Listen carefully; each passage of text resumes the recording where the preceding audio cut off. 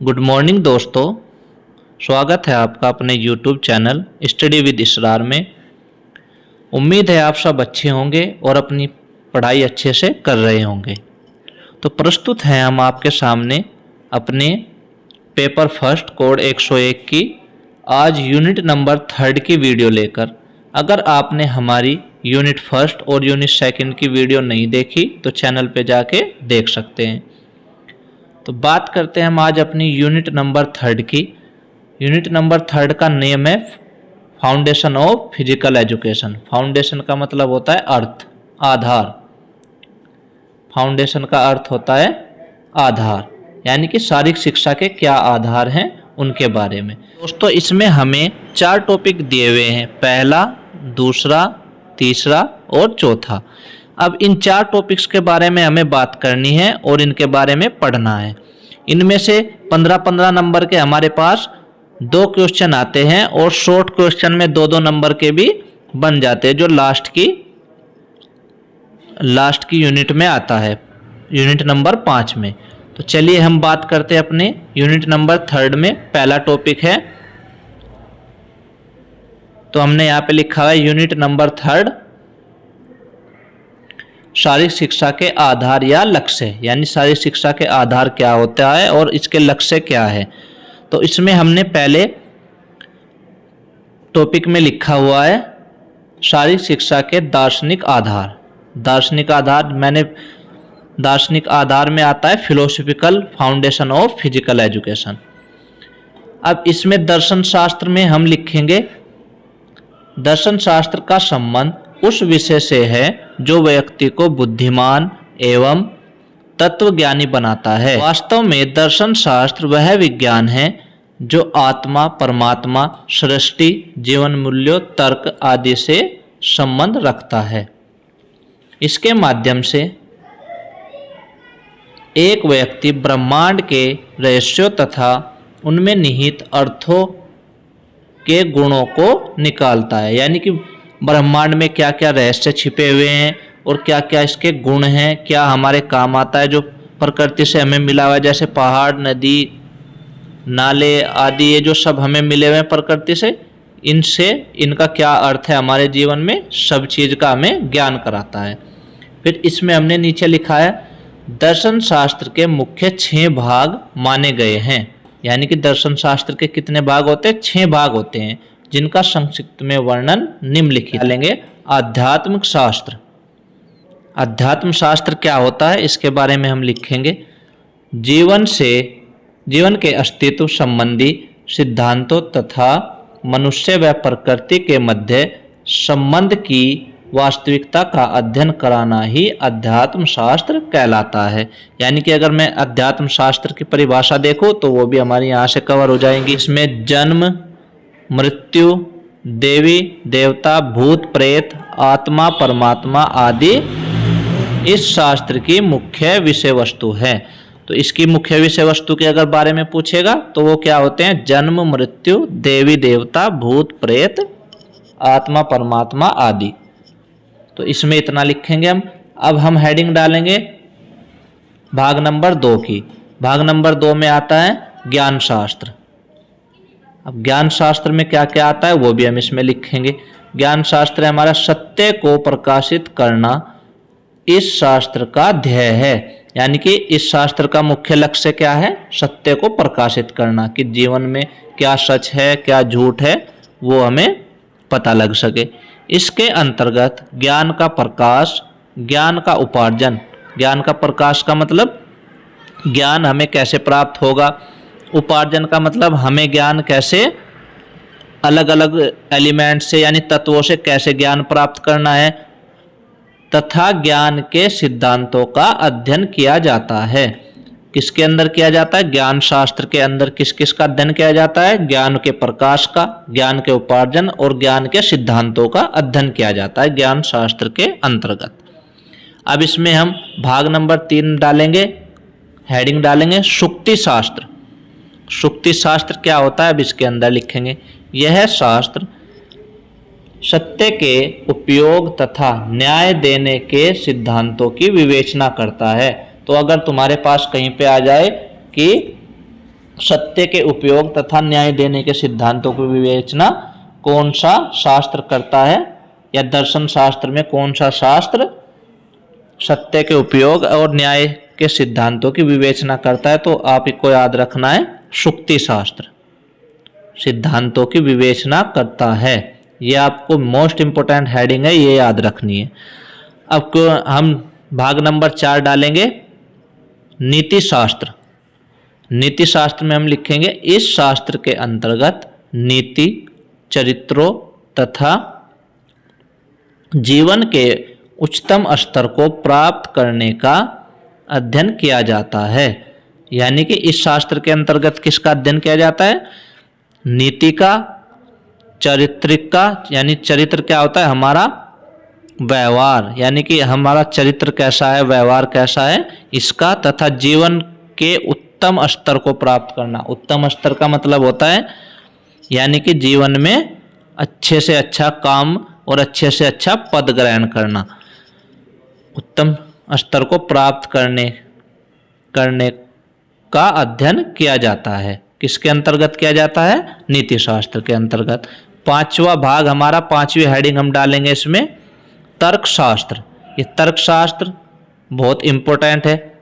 तर्कशास्त्र में क्या लिखेंगे? यह शास्त्र सोचने, विचारने तथा बुद्धिमत्ताओं से जीने के सिद्धांतों से संबंधित है।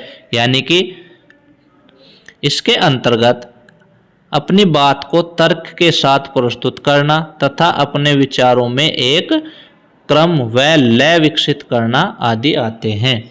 यानी कि इसके अंतर्गत क्या आते हैं? तर्क के साथ जीना और अपने विचारों में लय और क्रम लाना। तो इसमें 6ठी हेडिंग हम डाल के लिखेंगे सौंदर्य शास्त्र। सौंदर्य शास्त्र में क्या क्या आता है वो इसमें हम लिखेंगे। सौंदर्य शास्त्र में आता है प्रकृति तथा कलाओं के सौंदर्य संबंधी सिद्धांतों का इस शास्त्र के अंतर्गत अध्ययन किया जाता है। यानी कि प्रकृति और कलाओं, प्रकृति का मतलब होता है जो हमें ईश्वर से प्राप्त हुई है उन सभी चीज़ों का, तथा कलाओं का मतलब जो उनकी बनावट है, यानी वो कैसे बने हैं, कैसे उनका निर्माण हुआ है, उन सभी का अध्ययन किया जाता है। आगे इसमें लिखेंगे जीवन, शिक्षा, राजनीतिक, सामाजिक, मनोवैज्ञानिक आदि विषयों से संबंधित समस्याओं का निदान दर्शन शास्त्र से ही है। यानी कि जीवन में जो हमारी समस्याएं आती हैं, राजनीतिक में जो हमारी समस्याएं आती हैं, समाज में हमारे जो समस्याएं आती हैं, उन सब का निदान का मतलब होता है उपचार करना, यानी कि उसको सुधारना। किसके अंतर्गत आता है? दर्शन शास्त्र के अंतर्गत आता है। फिर आगे लिखेंगे शारीरिक शिक्षा के अंतर्गत अध्ययन करने वाले जैविक, मनोवैज्ञानिक, सामाजिक एवं नैतिक कारकों को विकसित किया जाता है। फिर इसमें आगे हम लिखेंगे इसके अंतर्गत व्यक्ति के जन्मजात गुणों का अध्ययन कर शारीरिक शिक्षा में व्यवहारिक कौशल शिक्षण के साथ सैद्धांतिक शिक्षा का भी समावेश होता है। कहने का तात्पर्य शारीरिक शिक्षा में दर्शन, व्यवहार और सिद्धांत का अति उत्तम मिश्रण है। यानी कि शारीरिक शिक्षा में किस किस का मिश्रण है? दर्शन, व्यवहार का और सिद्धांत का। इसमें आगे फिर लिखेंगे हम शारीरिक शिक्षा के दार्शनिक सिद्धांत और व्यवहारिकताओं को वास्तव में यूनान के विशेषज्ञों ने जन्म दिया है। यानी कि कहाँ के विशेषज्ञों ने जन्म दिया है शारीरिक शिक्षा के दार्शनिक सिद्धांतों को? यूनान के विशेषज्ञों ने। ये भी तुम्हें याद रखना है, 1 नंबर में कहीं पे भी पूछ सकता है।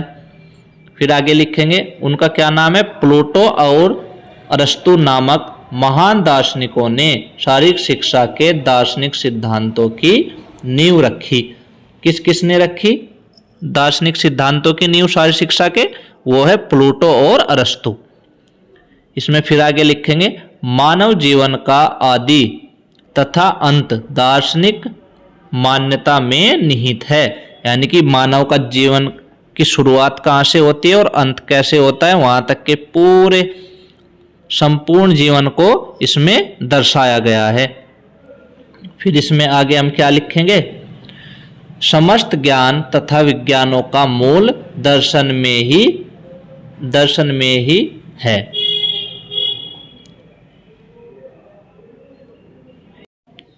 फिर इसमें हम लिखेंगे समस्त ज्ञान तथा विज्ञानों का मूल दर्शन में ही है और दार्शनिक विचारधारा प्रत्येक ज्ञान तथा विज्ञान को प्रभावित कर रही है या करती है। यानी कि जो दर्शन शास्त्र की विचारधारा है वो ज्ञान को और विज्ञान को एक साथ जोड़ती है और उस पर काम करती है। इसमें लिखेंगे दर्शन शब्द ऐसे दो प्राचीनतम शब्द हैं और विकास अनेक चरणों में हुआ है। यानी दर्शन शब्द जो है वो प्राचीनतम शब्द है और इनका विकास अनेक चरणों में हुआ है। इसका अर्थ है देखना। दर्शन का अर्थ क्या है, देखना। अंग्रेजी के शब्द फिलोसफी का अर्थ हिंदी रूपांतरण है। यानी कि दर्शन कहाँ से लिया गया है, अंग्रेजी के शब्द फिलोसफी से लिया गया है। ये इसका हिंदी रूपांतरण क्या है, दर्शन। फिर आगे इसमें लिखेंगे यह फिलोस प्लस सोफिया से बना है। इसका अर्थ है विद्या और ज्ञान के प्रति प्रेम। यानी कि जो दर्शन शास्त्र है किस शब्द से बना है, अंग्रेजी शब्द फिलोसफी से बना है। और ये किस किस दो शब्दों से मिलकर बना है फिलोसफी, ये बना है फिलोस प्लस सोफिया, जिसका अर्थ क्या होता है, विद्या और ज्ञान के प्रति के क्रम में इस शब्द का विकास हुआ है। विद्या और ज्ञान के क्रम में ही इसका विकास हुआ है। दर्शन का क्षेत्र आत्मा, परमात्मा तथा प्रकृति के अगम रहस्य का उद्घाटन करना है। यानी कि अगम का मतलब होता है जो छिपा हुआ है, जिसको हमने नहीं देखा है, उन रहस्यों का उद्घाटन करना, यानी कि उनको जानना कैसे बने हैं, कहाँ से आया है। अब इसमें हम एक दार्शनिक का नाम लिख के और उसकी परिभाषा लिख देंगे दर्शन की। तो इसमें पहला नाम लिखेंगे हम सेलार्स। सेलार्स का कथन है, क्या कथन है सेलार्स का, उसका कथन है व्यवस्थित प्रतिबिंबों के माध्यम से व्यक्ति प्रकृति तथा विश्व को जानने का अनवरत प्रयत्न ही दर्शन है। यानी दर्शन प्रतिबिंबों के माध्यम से व्यक्ति प्रकृति तथा विश्व को जानने का अनवरत प्रयत्न ही दर्शन शास्त्र है। यानी विश्व को और प्रकृति को जानना ही क्या है, दर्शन शास्त्र है। फिर हम दूसरे दार्शनिक के नाम हेडिंग डाल के लिखेंगे। इनका नाम हम लिखेंगे बर्ट्रैंड रसेल का कथन है। बर्ट्रैंड रसेल का क्या कथन है वो इसमें लिखेंगे हम। दर्शन एक ऐसा उपक्रम है जो शाश्वत समस्याओं का समाधान करने के लिए अनुसंधान करता है। फिर आगे हम लिखेंगे भ्रमात्मक प्रश्नों का समाधान सम्यक ज्ञान के माध्यम से करता है। दर्शन किसके माध्यम से करता है, समस्याओं का समाधान सम्यक ज्ञान के। अब इसी में हम मोस्ट इंपोर्टेंट हेडिंग डाल के लिखेंगे रोस के शब्दों में। ये मोस्ट इंपोर्टेंट है। इसमें हम लिखेंगे यदि कोई व्यक्ति विरोधी परिस्थितियों में शांत रहता है और परेशान नहीं होता तो साधारण बोलचाल में हम कह सकते हैं कि वह घटनाओं को दार्शनिक दृष्टिकोण से देखता है। इसका अर्थ यह है कि वह सामान्य जीवन की कठिनाइयों की ठीक पृष्ठ भूमि देखता है। यानी कि अगर कोई व्यक्ति चुपचाप है तो इसका मतलब ये नहीं कि वो कुछ नहीं देख रहा है, वो अपने दार्शनिक अध्ययन से सब चीज़ों का पता लगा रहा है और देख रहा है कि इसमें क्या कठिनाई है और जीवन की क्या पृष्ठभूमि है। फिर हम लिखेंगे वह जीवन के विषय में एक दर्शन रखता है जो उसके लिए उपयोगी है। यानी कि दर्शन रखने का मतलब है यहाँ से कि वो संपूर्ण ज्ञान को प्राप्त कर रहा है और उसके लिए वो चीज़ उपयोगी है।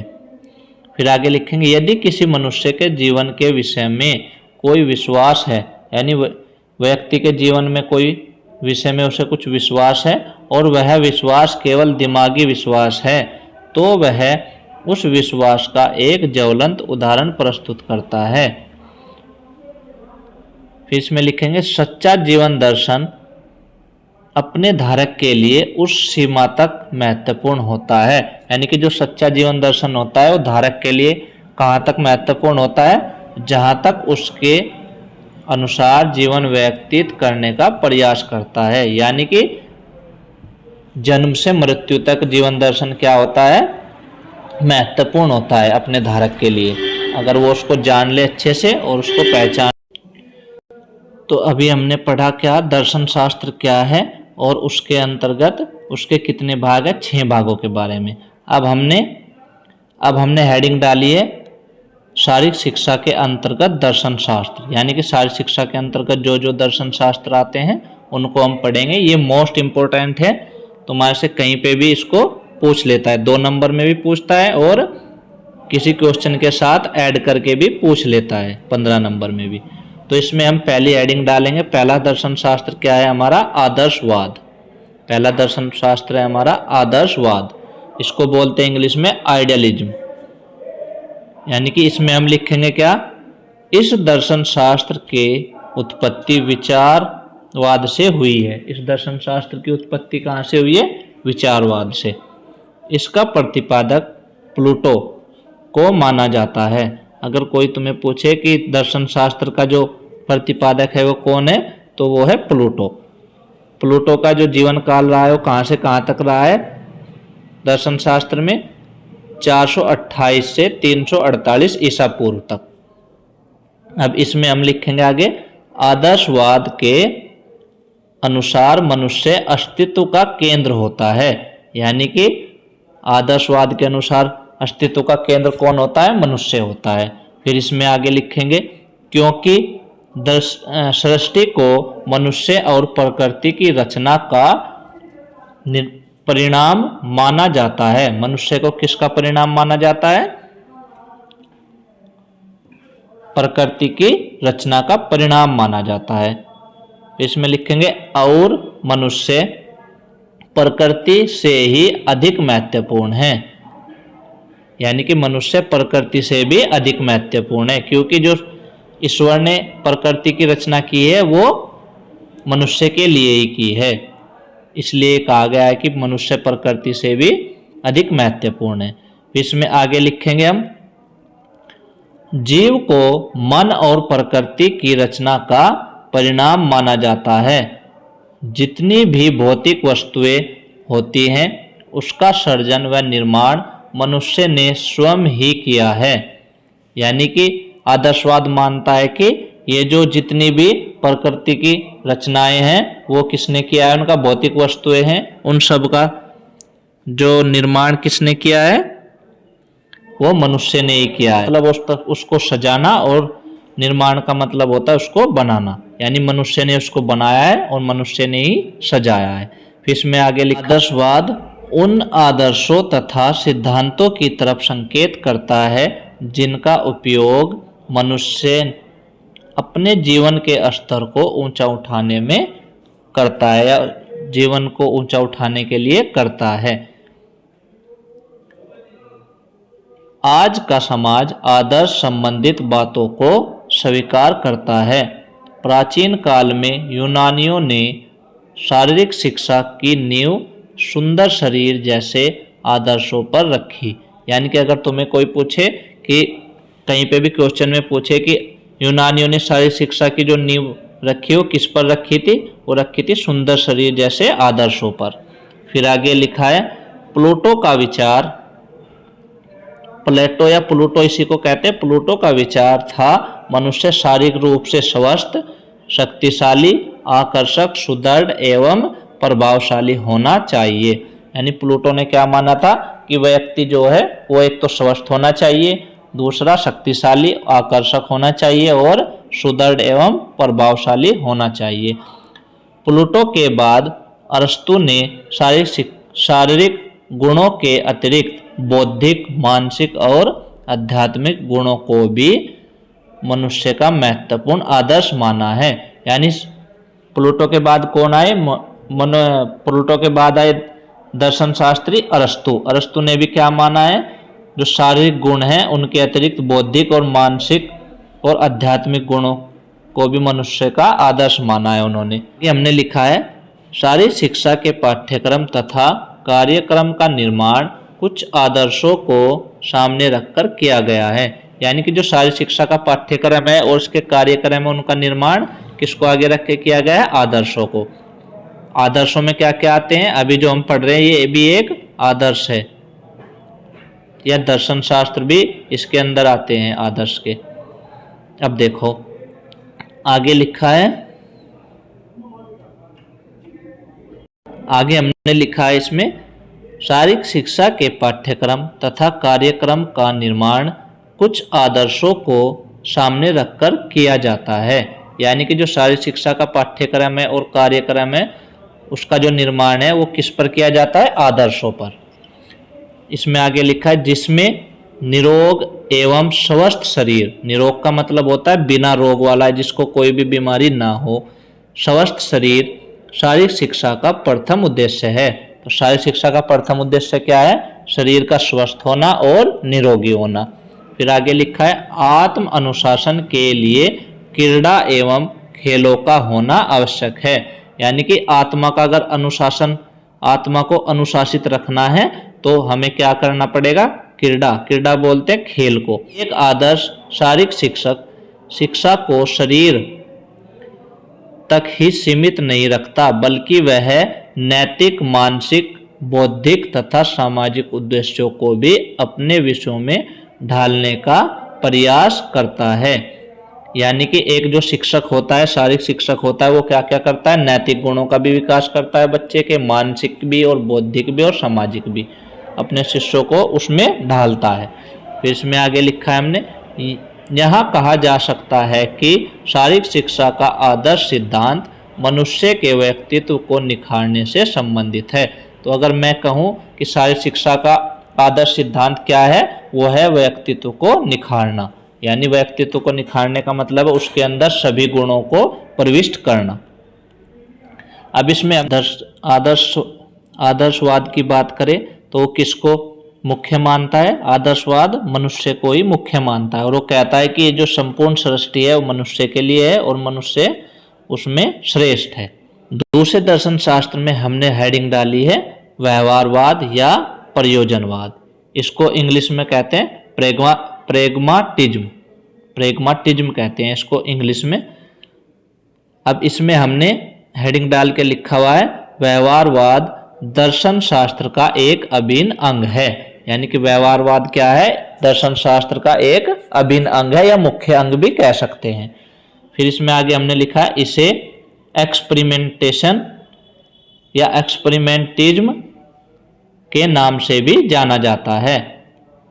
यह कई मनोवैज्ञानिकों के प्रयासों का परिणाम है। यानी कई मनोवैज्ञानिकों ने प्रयोग करके इसको सिद्ध किया है। मुख्य मनोवैज्ञानिकों के नाम जॉन ड्यूवी है, हेरासिलिटिस है, फ्रांसिस बेकन तथा विलियम जेम्स है। यानी कि जिन मनोवैज्ञानिकों ने इस पर प्रयोग करके इसको सिद्ध किया है उनके नाम क्या क्या हैं ये आगे दिए हुए हैं। फिर इसमें आगे हमने लिखा जॉन ड्यूवी के दर्शन शास्त्र के प्रभाव के पश्चात ही व्यवहारवाद को ड्यूवियस के नाम से भी जाना जाता है। यानी कि जॉन ड्यूवी का इसमें महत्वपूर्ण योगदान रहा, इसलिए इसके नाम पर इसको ड्यूविस्म भी कहते हैं, ड्यूविस्म भी कहते हैं। फिर इसमें आगे हमने लिखा है व्यवहारिकता, दक्षता एवं अनुभव इस सिद्धांत के मूल मंत्र हैं। यदि कोई अनुभव किसी सफलता की प्राप्ति में सहायक हो तो केवल वही अनुभव अनुकरणीय माना जाता है। यहाँ कहा जा सकता है कि सफलता एक अनुभव की कुंजी होती है। यानी कि जो हम जीवन में अपने अनुभव करते हैं, जो सीखते हैं, उससे हम क्या लेते हैं? ज्ञान प्राप्त करते हैं सीखने से, तो वो क्या होती है? सफलता की कुंजी होती है। इसमें आगे लिखा है व्यवहारिकता का नाम और सत्य दर्शन, व्यवहारिकता नाम और सत्य दर्शन जीवन के परिवर्तन तथा सत्य की अभिन्न अंग के रूप में स्वीकार करता है। सत्य को अभिन्न अंग के रूप में स्वीकार करता है और समस्याओं के समाधान के लिए विज्ञान को उत्तम साधन मानता है। यानी कि समस्या का समाधान किसके द्वारा मानता है? व्यवहारवाद विज्ञान के अनुसार मानता है। इसने आगे कहा है शारीरिक शिक्षा के क्षेत्र में व्यवहारवाद का अत्यंत महत्व है, क्योंकि शारीरिक शिक्षा व्यवहारिक पक्ष को दर्शाता है। यह कहा जा सकता है कि शारीरिक शिक्षा में क्रीड़ाओं के कौशल व्यवहारिक रूप से करने या उसका प्रदर्शन करने पर ही वे सीखे जा सकते हैं। यानी कि अगर हम किसी कौशल को या क्रीड़ा को सीखना चाहते हैं तो उसका हमें क्या करना पड़ेगा? व्यवहारिक रूप से प्रदर्शन करना पड़ेगा और उस पर काम करना पड़ेगा ज़्यादा से ज़्यादा। अगर एक छात्र किसी कौशल को सीखना चाहता है तो उसके मन में कई प्रकार के भय रहते हैं, किंतु जैसे जैसे वह उनका अभ्यास करता है इसके भय दूर होते जाते हैं और इसका ज्ञान बढ़ता जाता है। यानी कि जैसे जैसे वो सीखता जाता है तो उसका ज्ञान भी बढ़ता जाएगा और उसका जो अंदर डर बैठा हुआ है वो दूर हो जाता है। यानी कि शुरू में जब कोई काम हम सीखते हैं या करने जाते हैं तो हमें थोड़ा थोड़ा भय का मतलब होता है डर, यानी कि अंदर से डर रहता है कि ये पता नहीं काम होगा या नहीं होगा, या मैं इसको सीख पाऊंगा या नहीं सीख पाऊंगा। तो जैसे जैसे हम उस पर काम करते हैं और उसको सीखते हैं तो हम उसका जैसे जैसे प्रयास करते हैं वो भय हमारा दूर होते जाते हैं और उसका ज्ञान बढ़ता जाता है और ज्ञान भी बढ़ जाता है। फिर आगे लिखेंगे शारीरिक शिक्षा के अंतर्गत पाठ्यक्रम व कार्यक्रम आदि का निर्माण छात्र को केंद्र बिंदु मानकर किया जाता है। यानी कि जो शारीरिक शिक्षा के पाठ्यक्रम में किसको केंद्र बिंदु मान के किया जाता है? छात्र को। इस दर्शन शास्त्र के अनुसार शारीरिक क्रियाओं के माध्यम से व्यक्ति केवल शारीरिक और मानसिक दृष्टि से ही दक्ष होना चाहिए। यानी कि व्यक्ति को शरीर से भी हष्टपुष्ट होना चाहिए और मानसिक दृष्टि का मतलब माइंड से भी हष्टपुष्ट होना चाहिए, अपितु उसमें नैतिकता, चरित्र, सहयोग, मित्रता, सामाजिक आदि गुणों का भी विकास होना चाहिए। यानी कि व्यक्ति को हर गुण का ज्ञानी होना चाहिए, हर गुण उसके अंदर होना चाहिए। अर्ल जैगलर ने कहा है कि व्यवहारवाद शिक्षा का व्यवहारिक पक्ष दर्शाता है, जिसके अंतर्गत शारीरिक शिक्षा उसे जीवन का वास्तविक अनुभव प्रदान करती है, चाहे वह घर पर हो या विद्यालय में। यानी कि जो शारीरिक शिक्षा है उसको क्या प्रदान करती है? व्यवहारिक अनुभव या वास्तविक अनुभव, चाहे वो घर पर हो, चाहे वो स्कूल में हो या विद्यालय में हो। तो इसका मतलब हुआ कि शारीरिक शिक्षा के अंतर्गत जो व्यवहारवाद आता है वो किस पर बल देता है? व्यवहारिकता पर और अभ्यास पर बल देता है। लिए दोस्तों आज के लिए इतना ही। हम अपनी नेक्स्ट वीडियो में लेके प्रस्तुत होंगे प्रकृतिवाद, जो ये भी हमारा मोस्ट इम्पोर्टेंट है। तो मैं आपसे अनुरोध करना चाहूँगा हमारे चैनल को ज़्यादा से ज़्यादा शेयर करें, लाइक करें और सपोर्ट करें। थैंक यू, धन्यवाद।